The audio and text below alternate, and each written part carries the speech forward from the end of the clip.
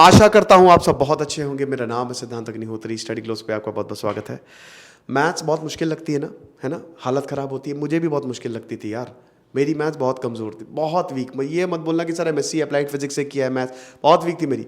और तब मुझे लगता था कि काश मुझे कोई ऐसा गुरु या टीचर मिल जाता जो मेरी गणित को आसान कर देता। तो आज हमारी खुशकिस्मती है कि हमारे साथ हैं शिव दयाल गंगवार सर, जिनको पाए सर के नाम से जाना जाता है। मैं अच्छा क्यों है ऐसा मैं अभी थोड़ी देर में बताऊंगा, आपके होश उड़ने वाले हैं, ठीक है। तो सबसे पहले तो अगर हम सर की बात करें तो सर जो हैं ढेरों रिसर्च पेपर्स, अमेरिकन जर्नल में रिसर्च पेपर्स एकदम धूम मचा रखी है। पाए के अप्रोक्सीमेशन को गलत प्रूफ करने वाले। आमतौर पे हमने देखा कि मैथ्स में पीएचडी या कहीं पे भी अगर आप जाओ रिसर्च में पीएचडी आपको जरूरी है। सर ने उसको गलत साबित किया है। एक ऐसी सोसाइटी बनाई है पीएचडी की जरूरत नहीं, हम उसकी भी बात करेंगे। तो सबसे पहले तो सर बहुत बहुत स्वागत है आपका। ये एक हमारी सीरीज है जिसमें हम इंटेलेक्चुअल्स को लेके आते हैं जो वाकई में ग्राउंड लेवल पे शानदार काम कर रहे हैं। तो सर पहला सवाल मेरा यही होगा कि मैथ्स वाकई बहुत टफ है, very important subject, yet very difficult, very complex. तो सर इस सब्जेक्ट को, पहली बात तो सब्जेक्ट के बारे में आप भी थोड़ा बताएं क्योंकि मैथ्स के एक्सपर्ट आप ही हैं, और इस सब्जेक्ट को कैसे आसान कर सकते हैं, बच्चों की क्या क्या प्रॉब्लम्स रहती हैं सर। देखिए, सबसे पहले तो मैं यही आपको बताना चाहूँगा कि जो हम लोग ये टफ़ शब्द यूज़ करते हैं ये मैथमेटिक्स में ही नहीं, मेरे ख्याल से किसी भी सब्जेक्ट में नहीं होता है, क्योंकि टफ़ और इजी सिर्फ इस बात पे डिपेंड करता है कि हम लोग को कितना उस चीज़ में इंटरेस्ट है। सबसे इम्पोर्टेंट चीज़ ये है कि अगर हमें उस चीज़ में इंटरेस्ट हो जाता है तो फिर वो चीज़ हमारे लिए ईजी हो जाती है। जैसे एक छोटा सा एग्जांपल लेकर के मैं आपको बताऊं, अगर हम लोग हिंदी की बात करें, हम हिंदुस्तान में हैं तो हमें हिंदी इजी लगती है। पर यहीं पे अगर मैं चाइनीज़ की बात करूं तो नेचुरली चाइनीज़ टफ़ है। पर अगर यही मैं वहाँ पर बोलूँ चाइना वाले को कि आप हिंदी में कुछ कहिए तो नेचुरली उसको हिंदी टफ़ होगी। तो इस बात से ये बात तो क्लियर है कि ये सिर्फ इंटरेस्ट की बात है कि आपको टफ़ या ईजी क्या लगता है। तो मैथमेटिक्स में मेरे ख्याल से मैथमेटिक्स को जो हमारे दिमाग में ये चल रहा है कि ये टफ़ है, इसको ईजी बनाने के लिए हमें पहले इंटरेस्ट पैदा करना पड़ेगा। और सिर्फ किसी भी चीज़ में इंटरेस्ट जो है वो हमें तभी आता है जब हम लोग को ये पता हो कि यार हम ये क्यों करते हैं। भाई जैसे आप मैथमेटिक्स पढ़ रहे हैं तो सबसे पहला क्वेश्चन मेरे ख्याल से हमें अपने आप से ये पूछना चाहिए, यार ये मैथ्स क्यों पढ़ते हैं, क्यों ये लाइफ में इतना ज़रूरी है, क्यों मतलब जो है इसके बिना कुछ नहीं हो सकता। तो जब आपको ये पता लगेगा यार मैथ्स हमें इसलिए पढ़ना ज़रूरी है, इसके बिना तो ये भी नहीं हो पाएगा, ये भी नहीं हो पाएगा, तो नेचुरली उसमें इंटरेस्ट बढ़ेगा। जैसे मैं एक एग्जांपल लेकर के, देखिए थोड़े से एक छोटे छोटे एग्जांपल से मैं आपको इंटरेस्ट की बात बता रहा हूँ कि कैसे आप मैथ को देखना शुरू करेंगे सोसाइटी में। सबसे पहले मैं बात करता हूँ संख्याओं की। अब आप देखिए संख्याओं का ज्ञान जो है सभी को होता है, क्योंकि बिना नंबर के, अब एक छोटा सा सवाल है कि life without number, if you think कि we don't have any number then what, कई सारे सवाल ऐसे हैं कि तुम उनके कैसे जवाब देंगे। लाइक अगर हमारी लाइफ में नंबर नहीं होता तो क्या हम ये बता पाते कि हम लोग यहाँ पर कितने लोग बैठे हुए हैं। इवन हमारे पास जो है आज कौन सी तारीख है, क्लास कौन सी क्लास में आप पढ़ रहे हो, मतलब कितने भाई बहन हो। मेरे ख्याल से किसी भी सवाल का आंसर का जवाब जो है हम शायद नहीं दे पाते अगर हमारे पास नंबर नहीं होती। और इन सवालों की तो बात छोड़िए, आप देखिए अगर संख्याएं नहीं होती तो हम ये भी नहीं बता पाते कि हम दोनों को रिप्रेजेंट करने के लिए, क्योंकि नंबर बहुत इंपॉर्टेंट है। अब जैसे मैं एक छोटा सा एग्जांपल दूं नंबर की जानकारी के बारे में कि नंबर कैसे कैसे, देखिए पता होता है पक्षियों को, पशुओं को, सभी को, छोटे बच्चों को, सभी को नंबर पता होता है। जैसे एक छोटा सा एग्जांपल देखिए, एक घोंसले में एक चिड़िया ने सपोज करिए 3 अंडे रखे और आप क्या करिए उसमें से एक अंडा निकाल लीजिए, तो वो चिड़िया क्या करती है, उसको ढूंढने की कोशिश करती है। आप क्या करिए 3 है उसके बाद एक और रख दीजिए तो वो उसमें गिरा देती है उसको। इसका मतलब उसको काउंटिंग आती है, उसको पता है कि उसके पास 3 नंबर हैं। ऐसी बहुत सारे और एग्जांपल हैं। छोटे बच्चे को देखिए, आप मान लीजिए खाने पीने की कोई चीज़ उसकी पसंद की रख दीजिए। अब एक प्लेट में सपोज आपने 2 पीस रख दिए एप्पल के और एक प्लेट में 10 पीस रख दिए एप्पल के, तो आप देख लीजिए बच्चा किधर भागेगा। सही बात है। तो इसका मतलब उसे पता है ना कि ये इधर ज़्यादा है। तो वो पहले तो आपको यही देखना है कि इंटरेस्ट कैसे, मतलब अब मैं ये नहीं कह रहा कि चिड़िया को मैथ्स आती है, पर हाँ हम ये देख रहे हैं कि हम उसको जो है मैथ्स के माध्यम से एक्सप्लेन कर सकते हैं। ठीक है, अब जैसे नंबर है, इवन आप ये सोचिए कि विदाउट नंबर, मतलब इवन अगर हम दोनों को रिप्रेजेंट करना हो तो वी नीड 2, अगर हमें ये बताना है कि हम कितने हैं तो इसका मतलब हमें 2 नंबर की ज़रूरत है। इवन अगर मैं अपने आप को भी बताऊं तो भी मुझे 1 नंबर की ज़रूरत पड़ती है, दैट इज़ 1। यानी अगर 1 है तभी मैं अपने आप को बता पा रहा हूँ। मीन टू से कि आपको अगर इंट्रो अपने आप को भी बताना है कि if you are here it means you are 1। ऐसे ही सर फिर लोग कह देते हैं कि ज़ीरो की अपनी कोई वैल्यू नहीं है, लेकिन अब सोचने वाली बात ये है कि अगर ज़ीरो की वैल्यू नहीं है तो वो किसी भी संख्या को 1 ज़ीरो लगाने से 10 गुना बढ़ा देती है। तो कैसे बढ़ा देगा? अगर कोई जिसकी कोई वैल्यू ही नहीं है वो अपने आप को कैसे 10 गुना बढ़ा देगा? बिल्कुल सही कह रहे हैं। तो मैं वहीं पर बताना चाह रहा हूँ कि जो ज़ीरो है इसकी शुरुआत, एक्चुअली बहुत लोग कंफ्यूज रहते हैं। मैं आपको बता दूँ ज़ीरो की शुरुआत जो है हमारी बहुत पहले से हो चुकी थी। अगर आप हम लोगों ने महाभारत वगैरह में इंटरेस्ट हो तो आपने देखा होगा जब अर्जुन का और इनका युद्ध चल रहा था तो अर्जुन ने ये बोल दिया था कि यार मैं अब ये नहीं लड़ सकता क्योंकि ये सारे हमारे फ्रेंड्स हैं। तब उन्होंने जो है भगवान श्री कृष्ण ने उनको जब समझा रहे थे तब उन्होंने ये सेंटेंस यूज़ किया था भगवत गीता में, शायद 21 अध्याय में ये नहीं थे। उसमें लिखा हुआ है कि उन्होंने कहा था कि मैं शून्य हूँ। शून्य डायरेक्ट नहीं कहा था उन्होंने शब्द कहे थे कि मैं आदि हूँ। आदि मीन्स माइनस इन्फिनिटी, और मैं ही अंत हूँ मतलब मैं प्लस इन्फिनिटी हूँ, और मैं ही अनादि हूँ। यानी मैं यहाँ पर शून्य बीच में हूँ उन दोनों के, मीन्स टू से मैं शून्य हूँ। तो ये वहाँ से चला आ रहा है सर, जिसको अलग अलग तरीके से लोगों ने जो है एक्सप्लेन किया। तो मैं यहाँ पर सिर्फ यही बात कहना चाह रहा था कि जब तक हम लोग मैथमेटिक्स को इंटरेस्ट को नहीं उसमें देखेंगे तब तक जो है संख्याओं का इंटरेस्ट ले लीजिए। अब मान लीजिए बहुत सारे बच्चों को स्टार्टिंग होती है समुच्चय से, वो बहुत टफ लगता है बच्चों को। रिलेशन बहुत टफ लगता है। अब आप देखिए रिलेशन के बिना, रिलेशन कब बनता है? जब हमारा एक क्रम होता है, जैसे लोग बच्चे पढ़ते हैं ऑर्डर पेयर। अब आप सोचिए, मैं एक छोटा सा एग्जांपल दे रहा हूँ, जूते और मोजे का सेट ले लीजिए आप। तो आप वहाँ पर ये देखिए कि जूते और मोजे बोल रहे हैं, इसका मतलब पहले आपको जूता पहनना है फिर मोजा पहनना है। सही बात है। तो आप देखिए ऐसा हम नहीं कर सकते ना। हम लोग हमेशा क्या करते हैं, पहले मोजे पहनते हैं उसके बाद जूते पहनते हैं। तो क्रम हमारा जो है वो मोजे और जूते है। आप उसको जूते और मोजे नहीं लिख सकते, यानी ए कामा बी को आप कभी भी बी कामा ए नहीं कर सकते। तो जब हम इन चीज़ों को, यार हमने देखा कि अच्छा ये तो हमारे पहनने में भी है, तो जब हम अपने आप में उन चीज़ों को यूज़ करने लगते हैं मेरे ख्याल से तब जो है कहीं ना कहीं इंटरेस्ट पैदा होता है। तब आपको मैथमेटिक्स इजी लगेगा और आपको लगेगा कि मैथमेटिक्स और कुछ नहीं, सिर्फ एक भाषा है। जैसे हिंदी है वैसे ही मैथमेटिक्स है, वैसे इंग्लिश है, ये भी एक भाषा की तरह आपको लगने लगेगा सर। तो समझे आप, ये सर आपने बहुत इंपॉर्टेंट पॉइंट बताया कि मैथ्स एक तरीके से नेचर में निहित है ना, ये पैटर्न जो है। और maths and music are the fundamental languages to study universe. तो बहुत ही इंपॉर्टेंट पॉइंट सर आपने रेज किया और आई होप बच्चों को इससे बहुत फ़ायदा मिलेगा। सर अगला जो सवाल होने वाला है वो पाए पे होने वाला है ना। तो बच्चों को मैं बता दूं कि सर को पाए सर बोला जाता है। आपको इसका रीज़न मैं बताता हूं। सर ने पाए के अप्रॉक्सीमेशन को गलत प्रूफ किया है, क्या आप विश्वास करेंगे? तो अब हम सर से ही जानते हैं कि सर क्या है ये और ऐसा कैसे किया सर। देखिए पाई, पहली बात तो मैं आपकी बात को क्लियर करूं कि पाई को मैं ये नहीं कह रहा कि पाई जो है गलत है, लेकिन हाँ उससे बहुत सारी प्रॉब्लम आ रही हैं। देखिए जैसे कि एक प्रॉब्लम है how to square a circle, मतलब एक सर्कल के एरिया के बराबर आप एक स्क्वायर के एरिया को कंस्ट्रक्ट नहीं कर सकते, क्योंकि सर्कल का एरिया सपोज हमने पाई आर स्क्वायर लिया और एक किसी स्क्वायर का एरिया हमारा सपोज साइड एक्स है तो उसका एरिया हमने एक्स स्क्वायर ले लिया। तो जब आप एक्स निकालोगे तो वो square root of pi into R आएगा। अब पाई जो है वो आपका इरेशनल नंबर है। जब पाई आप बोल रहे हो कि पाई आपका इरेशनल नंबर है, इसका मतलब ये है कि पाई का स्क्वायर रूट अब संभव नहीं है।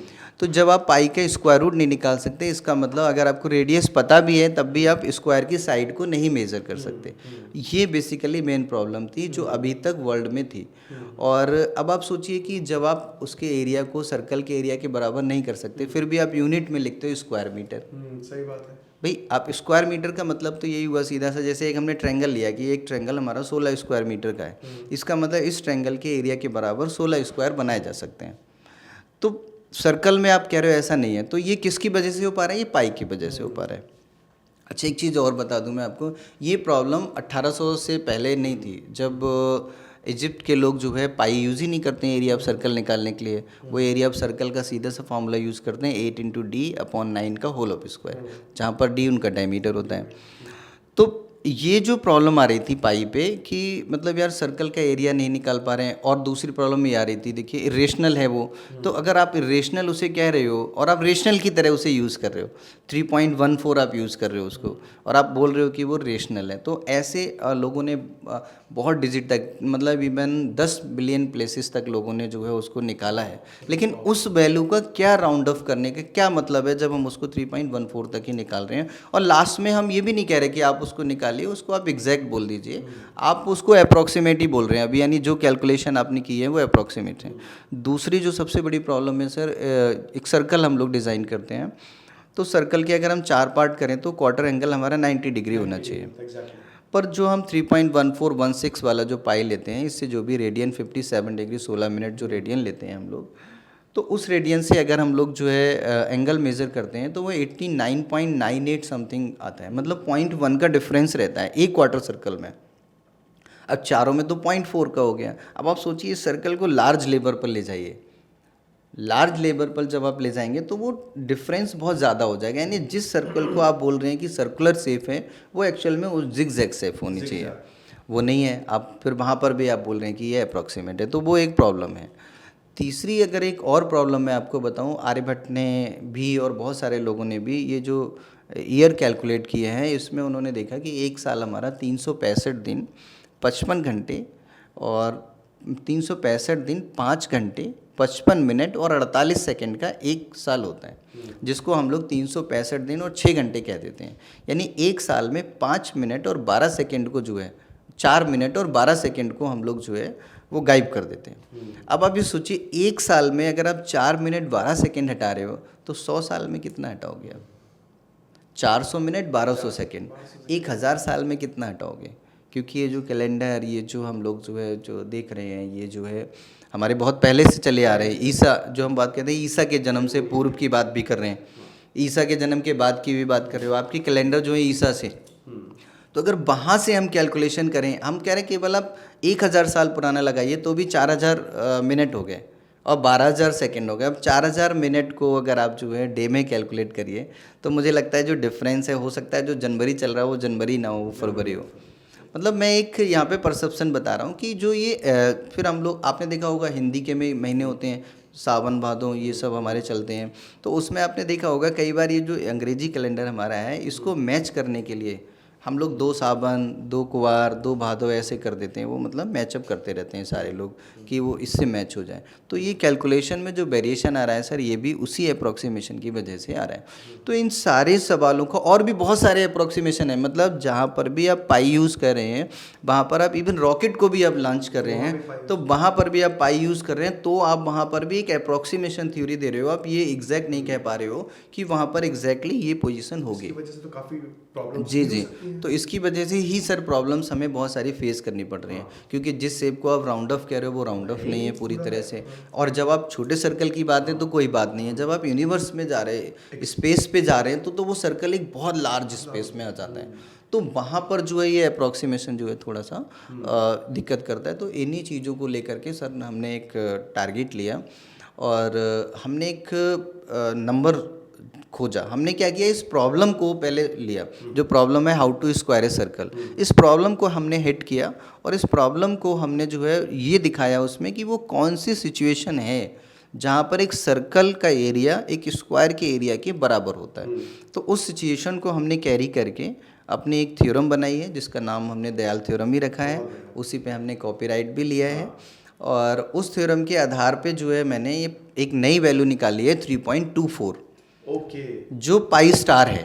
ओके और वो वैल्यू मतलब जो है सबसे बड़ी बात, पहली बात ये है कि वो पाई स्टार रेशनल है। अच्छा, दूसरी बात ये है कि वो ये जो हमारे स्क्वायरिंग सर्कल वाली, एक बार रैशनल और ये इसमें ज़रूर फ़र्क बताता हूँ बिल्कुल। जो ये हमारा क्या नाम है, एक तो वो रेशनल हो गई हमारी वैल्यू, दूसरा सर वो ये हो गई कि उस वैल्यू से हमें जो है जितने भी ये जो अप्रॉक्सीमेशन की प्रॉब्लम आ रही थी वो सारी ख़त्म हो गई, स्क्वायरिंग सर्कल वाली प्रॉब्लम ख़त्म हो गई, और ट्राइसेक्शन ऑफ एंगल की जो क्वार्टर सर्कल है हमारा जो 90 डिग्री नहीं आ रहा है उससे एग्जैक्टली 90 डिग्री आ रहा है। भाई जैसे देखिए आप 1/3 लीजिए और प्लस 2/3 लीजिए, तो इसको आप क्या लिखेंगे, 3/3 यानी 1 कर देंगे आप। लेकिन अब दूसरे फेज़ में सोचिए इसको, अब 1/3 को लिखेंगे 0.3333, और 2/3 को लिखेंगे 0.666, लेकिन जब इसको प्लस करेंगे तो आपको 0.99999 आता दिखाई देगा। तो इसका मतलब है कि 1 भी ठीक है और 0.999 वाला भी ठीक है। लेकिन है क्या ये, इसीलिए नंबर को 2 सिस्टम बना दिए, एक न्यूमेरिक सिस्टम और एक अप्रॉक्सीमेट सिस्टम। तो जहाँ पर अप्रॉक्सीमेट सिस्टम होता है वहाँ पर हम लोग नंबर को एग्जैक्ट ना लिख करके इस अप्रॉक्सीमेशन में लिखते हैं। लेकिन रेशनल और इरेशनल का तो सिस्टम सर वही है कि जो रेशनल है वो रेशनल है, जो इरेशनल है वो इरेशनल है। हाउ कैन यू से कि आपका ये इरेशनल है पर हम इसको रेशनल की तरह यूज़ कर रहे हैं? तो वो हो सकता है एक वजह हो अप्रॉक्सीमेशन की। तो हमने जो नंबर दिया है पाई स्टार, जिसमें जो है रेशनलिटी वाली जो प्रॉब्लम है, इरेशनलिटी वाली, वो ख़त्म हो जाती है। बेसिकली रेशनल और इरेशनल को मैं अगर आपको एक्सप्लेन करना चाहूँ तो मैं ये कहूँगा कि कोई भी नंबर जो है वो फ्रैक्शन की फॉर्म में लिख लें। एक्चुअली ये बात मैं आपको बता रहा हूँ आर्यभट्टा 1400 उसकी 14वीं ईस्वी की, आर्यभट्टा के टाइम की। एक आर्यभट्टा नाम का स्कूल था, तो वहाँ पर पहले ये माना जाता था कि जितने भी नंबर इस दुनिया में आप सोच सकते हैं उन सारे नंबर को फ्रैक्शन में लिखना संभव है।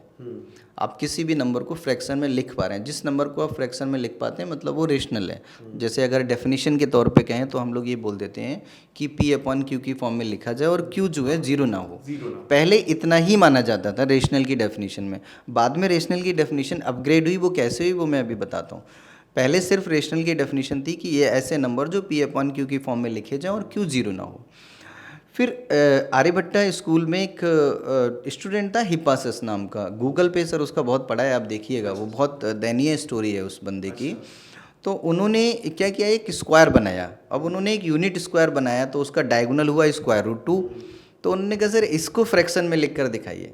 अब √2 को आप फ्रैक्शन में लिख ही नहीं सकते, क्योंकि अगर आप 1.4 ले लिया आपने तो आप 1.4 हो जाएगा 14/10। 1.41 ले लोगे तो 141/100 हो जाएगा। पर आप वो 1.41 तो है नहीं, वो तो आगे भी जा रहा है, तो वो कभी ख़त्म ही नहीं हो रहा है। √2 का परफेक्ट स्क्वायर जो है हम लोग नहीं निकाल पा रहे हैं। तो जब उसका स्क्वायर निकाल ही नहीं पा रहे हैं तो how can you make the fraction? तो इसका मतलब ये हुआ कि केवल नंबर रेशनल नहीं होते हैं। तो उनकी इस बात को माना नहीं उन लोगों ने उस टाइम पे, लेकिन उनकी बात को गलत भी साबित नहीं कर पाए। स्थिति ये थी सर कि उनको जो है डुबो के मार दिया गया। ये मतलब गूगल पे पढ़ा है मैंने, मुझे हाँ एग्जैक्टली मुझे पता नहीं एग्जैक्ट क्या हुआ। अगर हम गूगल की माने तो उस स्कूल में उनको डुबो के मार दिया गया। 100 साल के बाद उनकी बात को जो है वो मान्यता मिली कि हाँ मतलब ऐसे बहुत सारे नंबर हैं कि जिनको फ्रैक्शन में नहीं लिख सकते। और अब सोचिए जब उनकी बात को मान्यता मिली तब जो है रेशनल की डेफिनेशन सही कही गई। और रेशनल की डेफिनेशन में ये कहा गया कि वो सारे नंबर जो P/Q की फॉर्म में लिखे जाएं, Q जीरो ना हो और P और Q इंटीजर वैल्यू होनी चाहिए।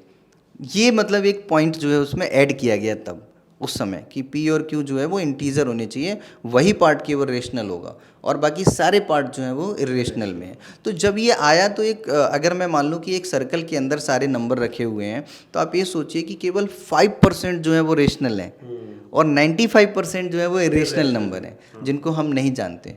तो उस टाइम पे जो है उनके साथ ये घटना हुई। तो आज भी इरेशनल नंबर की सर कोई डेफिनेशन नहीं है। क्या हो सकती है, हो सकता है रेशनल और रेशनल के बीच में भी हमें बहुत सारी चीज़ें मिलती, पर वो कुल मिला के अभी हमें यही पता बताया जाता है बच्चों को भी, और यही किताबों में भी लिखा हुआ है कि जो नंबर रेशनल नहीं होते उन्हें हम इरेशनल कह देते हैं। यानी सिर्फ 2 कैटेगरी में नंबर को डिवाइड कर दिया गया, रेशनल और रेशनल। बस मुझे यही लग रहा है कि आप मुझे पहले क्यों नहीं मिले जब मैं 10th में था, 11th में था। मैथ्स को इतनी आसान तरीके से कभी समझे नहीं हम लोग। तो सर जो है मेरे ख्याल से आसान बनाने का सबसे पहला और आसान तरीका ये है, आप उसमें इंटरेस्ट पैदा कीजिए। और इंटरेस्ट सर जब ही आएगा, जैसे मान लीजिए ट्रिग्नोमेट्री में आप साइन थीटा पढ़ रहे हैं तो पहले आपको पता तो हो ही साइन थीटा क्या है। लेकिन सर मेरा इसमें एक सवाल होगा आपसे कि जैसे आप ये बहुत सही आपने बात बोली कि इंटरेस्ट पैदा करो, बट कहीं ना कहीं आपको लगता नहीं कि टीचर्स की भी इसमें गलती? जैसे मुझे याद है कि जब मैं बीएससी में था तो बीएससी में तकरीबन 10 टीचर जो है वो मैथ्स पढ़ाते थे, डिफरेंशियल कैलकुलस, इंटीग्रल कैलकुलस। उसमें से मतलब 9 ऐसे थे जो बहुत ही मतलब आते थे, बोर्ड पे लिखवाते थे, चले जाते थे, नथिंग। एक टीचर्स ऐसे थे कि मतलब जब वो पढ़ाते थे वो उड़ जाते थे, मतलब हम लोग को लगता वो कंटिन्यू। तो अब कहीं ना कहीं ऐसा नहीं लगता कि कहीं टीचर्स को भी इस चीज़ को सुधारना चाहिए और ये लेनी चाहिए। मैं इसमें देखिए यही कहूँगा कि टीचर अगर वो है तो मुझे लगता है कि वो जिम्मेदार होता ही है। तो अगर आप या तो टीचर शब्द मत जोड़िए, अगर आप टीचर शब्द जोड़ रहे हैं तो फिर वो जिम्मेदार होगा। पर ये है कि उनके सामने एक मजबूरी होती है। एक्चुअली हमारे यहाँ पर एक सिनेरियो है सर, क्या है कि हमने बच्चे को अगर कहीं स्कूल भेजा या ट्यूशन भेजा या किसी कोचिंग में भेजा तो हमारा टारगेट ही होता ही नहीं है कि बच्चे सीखे। यहाँ पर जो गार्जियन है या जो बच्चा है उसका माइंडसेट होता है कि हमें मार्क्स लाने हैं। तो यहाँ पर प्रॉब्लम ये है कि हमें मार्क्स के लिए पढ़ना है। तो फिर वो जो टीचर जो पढ़ा रहा होता है उसको भी फोकस ये होता है कि हम इस बच्चे को वो चीज़ पढ़ा दें जिसकी वजह से इसको मार्क्स मिल जाएं। और हो सकता है कि यही वजह हो कि वो टीचर उस चीज़ को ना बता पा रहा हो, उस चीज़ों को ना बताए, वो टीचर को रिफॉर्म ना करता हो। क्योंकि मैं केवल ये नहीं कह सकता कि ये टीचर की जिम्मेदारी है, लेकिन हाँ अगर टीचर चाहे तो जो है वो मार्क्स के लिए भी पढ़ा सकता है और वो इस चीज़ भी बता सकता है, रीज़न है उसका। अगर हमें ये पता हो कि यार ये ऐसे होना है तो फिर जब हमें ये पता है कि इस रास्ते पे ऐसे जा कर के ऐसे पहुंच जाएंगे तो फिर सर पहुंचना तो आसान हो जाता है। फिर तो टीचर को मेरे ख्याल से ये जिम्मेदारी लेनी चाहिए। अगर कोई नहीं ले रहा है, वैसे मैं आपको बताऊँ सारे टीचर्स जो हैं वो जिम्मेदारी लेते हैं।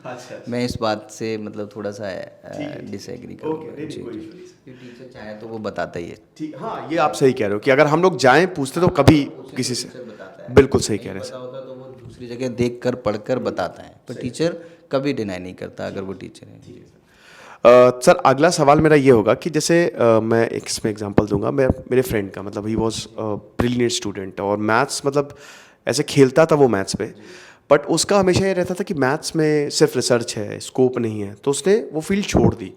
सर मेरा अगला सवाल ये रहेगा कि एक बहुत बड़ा मिथ है कि मैथ्स सर सबसे इंपॉर्टेंट सब्जेक्ट दुनिया में मैथ्स है, उसके बिना तो आप नहीं बताया कि वो नेचर में ही निहित है, लेकिन फिर भी आजकल एक ऐसा वो हो गया है कि मैथ्स में सिर्फ रिसर्च है या कुछ और। तो सर मुझे आपसे ये पूछना है, ठीक है मैथ्स की अप्लाइड ब्रांचेस बहुत सारी हैं, ये ज़रा आप बच्चों को क्लियर करो, मिथ बस्ट करिए। बिल्कुल। मैं पहली बात तो यही है कि मैं उन सारे बच्चों से पहले तो वो अपने दिमाग से ये निकाल दें कि मैथ्स में जो है स्कोप नहीं है। क्योंकि मैं एक चीज़ ये बता दूं आपको कि बिना मैथ्स के जब आप चल ही नहीं सकते सर। इवन आप अपने आप को ये भी नहीं बता सकते कि आप कौन हैं।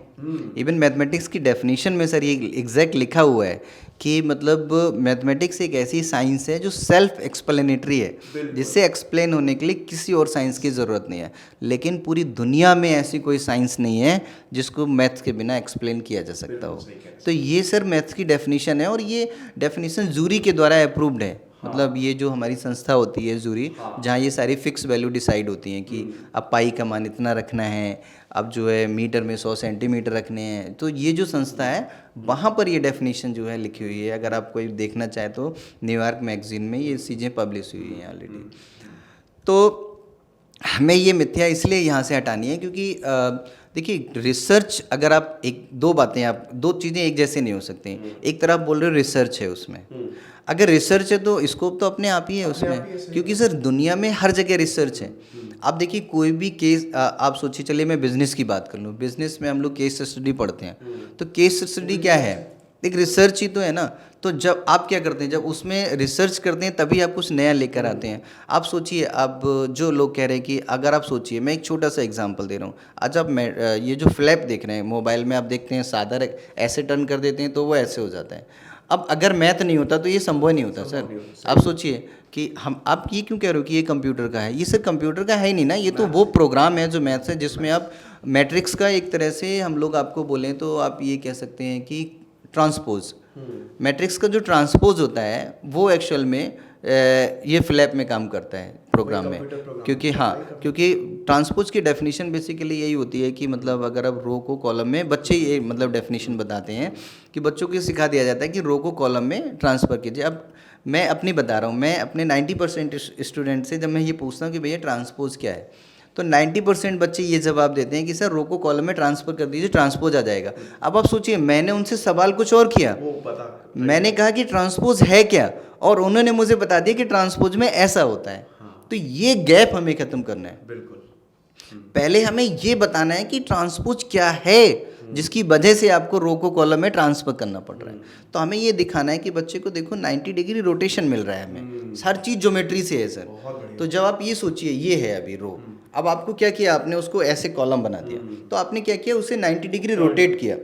तो ये जो एल्गो है, तब हमें पता लगा ना कि मोबाइल में अगर ऐसे है तो वो ऐसे रखो, जब आप ऐसे करोगे तो वो अपने आप ही टर्न होता है, तो उसमें वो ट्रांसपोज पड़ा होता है। तो जब आपको ट्रांसपोज ये पता है यार रोटेशन करना है तो ये यूज़ करना पड़ेगा, ये वाला टूल चाहिए। तो फिर आप बताइए बिना मैथ्स के आप कैसे, बिना ट्रांसपोज के आप कैसे कंप्यूटर में फ्लैप बना लेते। मैं एक बहुत छोटी सी बात करूँ, बहुत सारी ऐसे अलगू हैं। तो ये मिथ्या है कि मतलब मैथ्स में स्कोप नहीं है। और मैं आपको बता दूं बहुत सारे मैथमेटिक्स के इंस्टीट्यूट भी हैं, जैसे आईआईएससी बंगलोर है, वहाँ पर मैथमेटिक्स के लोग पैदा किए जाते हैं एक तरह से। मैं आपको कहूँ कि आईआईएससी बंगलोर में आप जाइए, टिफ़र में जाइए, आप Tata institute of fundamental research, वो इंटीग्रेटेड पीएचडी प्रोग्राम भी कराते हैं, जो आफ्टर ग्रेजुएशन मतलब आप जो है सीधे पीएचडी में एडमिशन लेते हैं। आप वहाँ जाइए, वहाँ क्वालिफाई कीजिए उनका, वहाँ तो कोई आरक्षण भी नहीं है कि आपको ये होगा तभी, वो तो उन्होंने एक मानक बना रखा है, उस पर आप जाइए तो वहाँ आप देखिए वहाँ से बच्चे निकलते हैं। सीएमएस जाइए, सेंटर फॉर मैथमेटिकल साइंसेस। और आप जो है अगर बहुत दूर नहीं, अगर आप यूपी में भी हैं तो मैं यूपी में आप हरीशचंद्रा चले जाइए सर, इलाहाबाद चले जाइए, आप देखिए वहाँ पर कैसे सिमुलेशन पे काम हो रहा है। जो आपको दिख रहा है ना कि ये कंप्यूटर का काम है, वो कंप्यूटर पे हो ही नहीं रहा सर, वो मैथमेटिक्स पे हो रहा है। आजकल मैथमेटिक्स में इतने प्रोग्राम आ गए हैं, आप देखिए मैटलैब आ गया, मैटलैब पे आप देखिए, मैटलैब सर अपने आप में इतना बड़ा सॉफ्टवेयर है, आप उसमें सोचिए 89 90 शायद उसके वो होंगे टूल्स उसके अंदर। हाँ, तो आप सब कुछ आप उसी में डाल दिया उन्होंने, आप उस पर आगे बढ़िए। कौन कह रहा है कि आप मैथ्स में क्या चीज़ नहीं है? कोई मुझे आप एक ऐसी चीज़ बता दीजिए जिसमें मैथ्स ना हो, तो मैं मान जाऊंगा कि मैथ्स का स्कोप नहीं है। बिल्कुल बिल्कुल, कोई एक ऐसी चीज़ नहीं है सर। नहीं नहीं सर, आप बिल्कुल सही आपने कहा।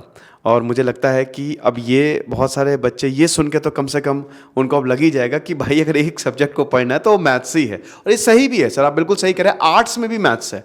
इनफैक्ट जो हम ड्राइंग कर रहे हैं वो भी पैटर्न बेस्ड है। एग्जैक्टली, बच्चों को सिखाते हैं हम लोग, जैसे दो बना दिया फिर उसको ऐसे घुमा दिया, ऐसे कर दिया, तो वहाँ पे भी मैथ्स वो डिज़ाइन करना सीख जाता है बच्चा। बिल्कुल आप देखिए, है ना, तो बिल्कुल सर है मैथ्स का। सर, हमारा अगला सवाल ये होगा कि जो आपने संस्था बनाई है, जैसे बहुत बच्चे जो हैं रिसर्च में जाना चाहते हैं, मैथ्स करना चाहते हैं, बट बहुत बच्चे ऐसे टैलेंटेड हैं, माइट बी पॉसिबल उनको इतनी नॉलेज नहीं है, वो हो सकता है मैथ्स उनकी शानदार हो, you know they can do anything for the world, they can give the world, बहुत कुछ कर सकते हैं, बट रिसोर्सेज की कमी के कारण या वो ना होने के कारण वो शायद उस लेवल तक नहीं पहुंच पाते। तो मेरा अगला सवाल ये होगा सर, एक तो आपकी संस्था के ऊपर होगा, और सर वैसे लोग कैसे प्रोसेस कर पाए, आगे प्रोसीड कर पाए सर?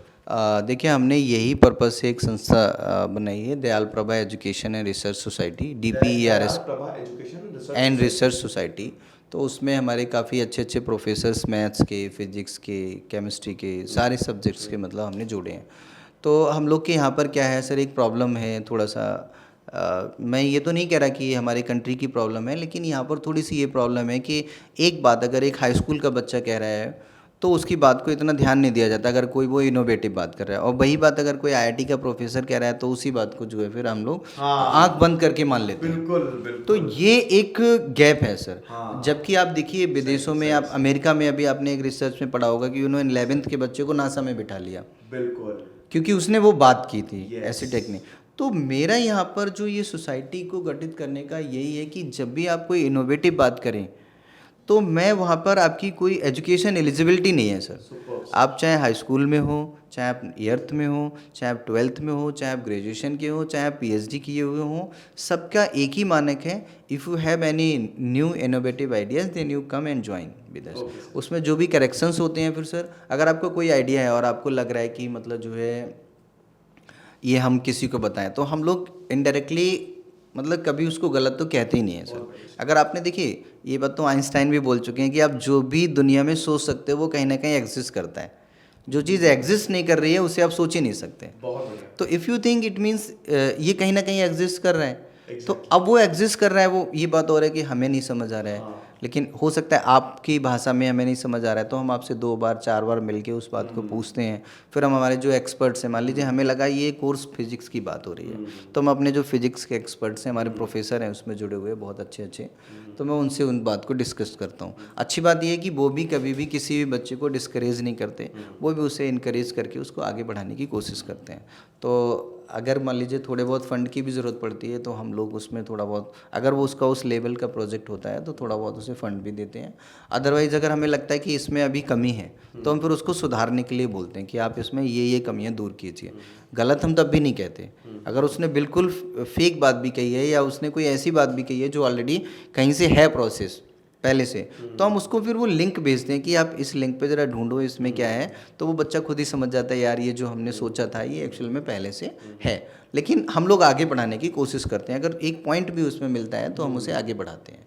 तो वो सोसाइटी का मेन पर्पस सर यही है कि जो हमारे इंडिया में जो मतलब स्पेशली हमारे स्टेट में यूपी में जो बच्चे मतलब जो है इस तरीके के हैं कि उनके पास बहुत इनोवेटिव आइडियाज़ हैं, वो बेचारे नहीं बाहर जा पा रहे हैं या किसी वजह से वो नहीं किसी को कह पा रहे हैं, तो वो हमारे पास आएँ और सीधे हमसे कह सकते हैं। वो हमें डायरेक्ट भी कह सकते हैं, वो हमें मेल भी कर सकते हैं और वो हम लोगों से मिलने भी आ सकते हैं, वहाँ के आकर के भी कह सकते हैं। तो मेरे ख्याल में बहुत ज़बरदस्त इनिशिएटिव है सर, और इससे तो एक तरीके से क्रांति हो जाएगी, रेवोल्यूशन हो जाएगा।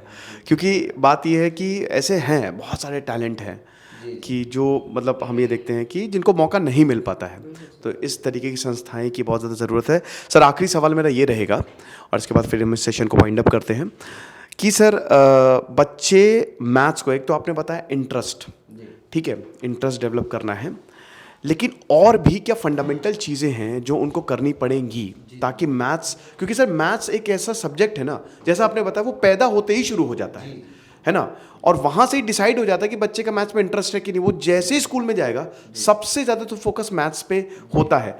तो क्या आपकी एडवाइस रहेगी और क्या संदेश देना चाहेंगे बच्चों को मैथ्स के लिए? बच्चों के लिए देखो, पहले तो मैं यही कहना चाहूँगा कि मैथ्स से आप डरिए नहीं बिल्कुल, आप उसको इंटरेस्ट पैदा कीजिए उसमें, जो मैंने पहले भी कहा था। और इंटरेस्ट पैदा करने का सबसे आसान तरीका है उसके करीब जाइए। देखिए ये तो साइंस में भी प्रूफ है सर, बायोलॉजिकली एक पेपर प्रूफ है कि जो न्यूरॉन्स हमारे होते हैं दिमाग के, जब हम लोग कुछ सोचते हैं, जैसे आपने देखा होगा बच्चों के दिमाग को डेवलप करने के लिए बाहर लोग क्या करते हैं, पजल्स पूछते हैं। तो पजल्स में क्या होता है, वो इधर उधर एल्गो एक तैयार करता है। तो जब वो एल्गो तैयार करता है तो वहाँ पर हमारे न्यूरॉन्स जो है वो खुलना शुरू करते हैं और हमें जो है इंटरेस्ट जो है आना शुरू हो जाता है उसमें। कैलकुलेशन कीजिए, जो एक बहुत बड़ी कमी इस समय सर है बच्चों के बीच में, जो मैंने रियलाइज़ की है वो है कैलकुलेशन की, क्योंकि बच्चे मोबाइल पे आ गए हैं सीधे। अब मोबाइल पे आकर के उन्होंने क्या किया कि वो स्क्रीनशॉट ले लिया, अब उन्होंने उसको पढ़ लिया बस। वो उस सवाल को खुद से लिखना नहीं चाहते। अगर उन्हें आ रहा है तब भी मेरे ख्याल से उसको एक बार लिखना चाहिए, करना चाहिए, क्योंकि हमारे जो ये प्रैक्टिकली बात बता रहा हूँ, जो नसें हैं ये सीधे सर ब्रेन तक जाते हैं। तो जब आप इसको रोटेट करते हैं तो ब्लड का जो सर्कुलेशन होता है उससे न्यूरॉन्स हमारे खुलते हैं। इसलिए ये पहले कहा गया था कि अगर आप चाहते हो कि आपका दिमाग तेज़ हो, जो बच्चे अक्सर बोलते हैं यार मैं याद करता हूँ मैं भूल जाता हूँ, अब आप सोचिए 2 की टेबल क्यों नहीं भूलता बच्चा? 2 की टेबल उसने बचपन में पढ़ी होती है। एक छोटी सी बात एग्जांपल दे रहा हूँ, और आप बुढ़ापे तक उससे कभी भी पूछ लिए 2 की टेबल सुना देगा वो आपको। ऐसा इसीलिए था ना सर कि क्योंकि वो लगातार उसने पढ़ा। मतलब घर पे स्कूल गया तो उसके टीचर ने पूछ लिया, घर पे आया दादी ने पूछ लिया, बाबा ने पूछ लिया, पापा ने पूछ लिया, तो वो इतनी बार उस चीज़ को पढ़ चुका होता है कि वो सीधे हमारे इंटरनल माइंड में सेट हो चुकी होती है। तो मेरा कहने का मतलब ये है कि हाँ, ये हो सकता है कि वर्किंग में कई बार क्या होता है कि किसी प्रोसेस को समझने में, जैसे कंप्यूटर में ही ले लीजिए, किसी का प्रोसेसर बहुत अच्छा होता है तो बहुत जल्दी चीज़ों को ऑपरेट कर लेता है, किसी का धीरे होता है तो वो धीरे धीरे ऑपरेट करता है। तो वही टाइमिंग, मतलब अगर वही चीज़ हमें, अगर मान लीजिए बच्चों को मैं ये सलाह दूंगा, जैसे हमें वो चीज़, मान लीजिए हमारे पास 2 बच्चे हैं, एक बच्चे को वो चीज़ 5 मिनट में आ रही है, एक को 50 मिनट में आ रही है, तो कोई बात नहीं, वो 50 मिनट में उसे करना चाहिए। जब वो करेगा 50 मिनट में सर, तो धीरे धीरे उसका टाइम डिक्रीज होता जाएगा। एक दिन ऐसा आएगा वो 5 मिनट वाला होगा और वो केवल जो है 5 सेकंड वाला रह जाएगा। ये प्रैक्टिस बहुत ज़रूरी है।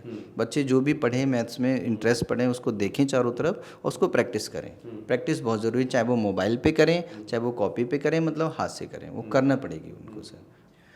बिल्कुल सही। तो आई होप बच्चों ने इस चीज़ को संज्ञान में लिया होगा। सर अभी एक सवाल मेरा और याद आ रहा है, ठीक है सर, आपने भी एल्गो की बात की और मुझे एक चीज़ जो मेरे अंदर बहुत क्यूरियोसिटी रहती है, क्योंकि मैं काफ़ी किताबें पढ़ता रहता हूँ, तो हमारी जो एंशिएंट साइंस है, जो हमारी एंशिएंट मैथमेटिक्स है, एक तो सर ये पूछना चाहूँगा कि वो, क्योंकि उसका प्रेडिक्शन जैसे आर्यभट्टा ने 2000 साल पहले कर दिया, वराहमिहिर, मतलब पूरा एक एक बता दी, वो कितना ज़्यादा ज़बरदस्त है। और जैसे बहुत, जैसे ज्योतिष शास्त्र है, ठीक है, एस्ट्रोलॉजी है और एस्ट्रोनॉमी है। अब एस्ट्रोलॉजी में भी बोला जाता है कि बहुत सारी कैलकुलेशंस लगती हैं प्लैनेटरी मोशन। तो सर मैं आपसे मैथमेटिकल पॉइंट ऑफ व्यू से पूछना चाहूँगा कितना सही है और कितना गलत है। बिल्कुल, देखिए ये मैं एक छोटे से एग्जांपल से इस बात को आपको समझाना चाहूँगा कि जैसे मान लीजिए हमें एक चाय भी बनानी है, तो आप चाय बनाने के लिए भी एक आपको एल्गो की ज़रूरत पड़ती है। एक कैलकुलेशन है आपकी कि हाँ भाई पहले हमने स्टोव को जलाना है, फिर एक ऊपर जो है आपको केटल लानी है, उस केटल में फिर आपको पानी डालना है, उसको बॉईल करना है, फिर उसके बाद उसमें चीनी चाय, मतलब एक क्रम में आपको सारा काम करना है। ऐसा नहीं है कि आपने जो है डायरेक्ट चीनी और चाय डाल दी और उसको लाइट नहीं किया गैस को तो जो है वो चाय बन जाएगी, ऐसा नहीं होता। तो वहाँ पर हम लोग क्या करते हैं, पहले के लोग, मैंने बताया ना कैलकुलेशन से दिमाग शार्प होता है, तो पहले के लोग क्या करते हैं, चाहे रामानुजन को ले लीजिए, वो बहुत ज़्यादा कैलकुलेट करते थे, चीज़ों को कैलकुलेट करते थे। तो आप जब कैलकुलेशन करते हैं तो एक पैटर्न आपको मिलता चला जाता है, एक सीक्वेंस मिलती चली जाती है। तो पहले के लोग क्या करते थे कि देखिए जैसे ये अगर ये है, ये हमें पता है तो अगली सीढ़ी हम लोग देख पा रहे हैं यहाँ पर, और जब वो अगली पे पहुँचते हैं तो अगली सीढ़ी देख पाते हैं हम लोग। तो वो क्या करते थे कि एल्गो के माध्यम से 1 बाई 1 जो है स्टेप बाय स्टेप आगे बढ़ते थे। तो उनके उसमें बहुत सारी कड़ियाँ जुड़ी होती थी, तब वो स्टार्टिंग से लेकर लास्ट तक की कैलकुलेशन बता पाते थे। वरना आप सोचिए पहले कोई ऐसा यंत्र नहीं था, बिल्कुल कोई ऐसी चीज़ नहीं थी, फिर भी आर्यभट्ट ने पाई को 3.14 प्रूफ कर दिया था। ठीक है, आज भी हम लोग उसी को गलत तो नहीं कह पाए, लेकिन उसमें प्रॉब्लम थी जिसकी वजह से अप्रॉक्सीमेशन आ रहे थे, रेशनल इरेशनल की प्रॉब्लम थी, स्क्वायरिंग सर्कल की प्रॉब्लम थी, वो हमने दूर की। पर हम ये नहीं कह पाए मतलब कभी भी कि वो चीज़ जो है वो गलत है, जबकि उससे इतनी ज़्यादा कैलकुलेशंस हो रही हैं। मतलब मेरे कहने का मतलब ये है कि दुनिया में जो भी केपलर्स ने जो चीज़ डिफ़ाइन की थी, आप देखिए केपलर ने मतलब दूर से ये डिफ़ाइन करके बताया प्लैनेटरी मोशन में कि मतलब वो सन जिसके एक फोकस पर होता है, वो एलिप्टिकल मोशन करता है, सन उसके एक फोकस पर होता है। अब बच्चों से जहाँ पर ये पूछ लो कि भैया लेफ़्ट वाले फोकस पे सन को रखा है या राइट वाले पे फोकस को रखा है, तो बच्चा क्या जवाब देता है उस टाइम पे, आप सोचिए।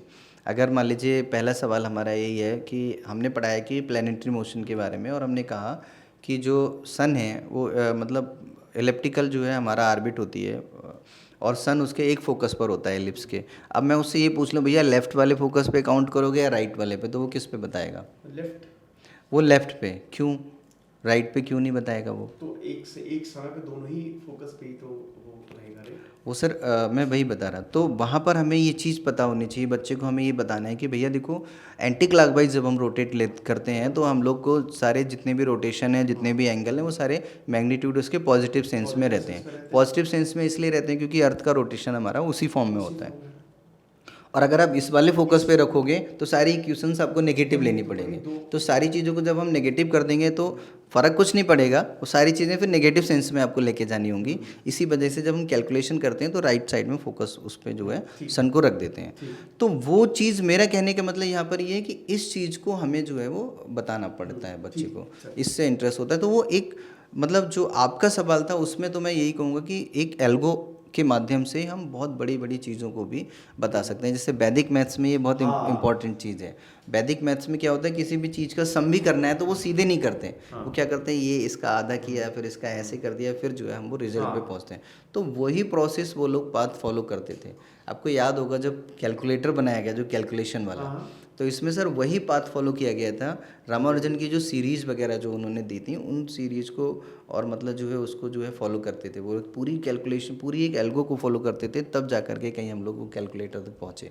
अच्छा हाँ, तो बिना प्रोसेस के, बिना एल्गो के हम लोग मतलब बहुत लंबी कैलकुलेशन नहीं दे सकते। तो आपको एल्गो तो बनानी पड़ेगी, हर एक चीज़ का एक मतलब सीक्वेंस में रखना पड़ेगा।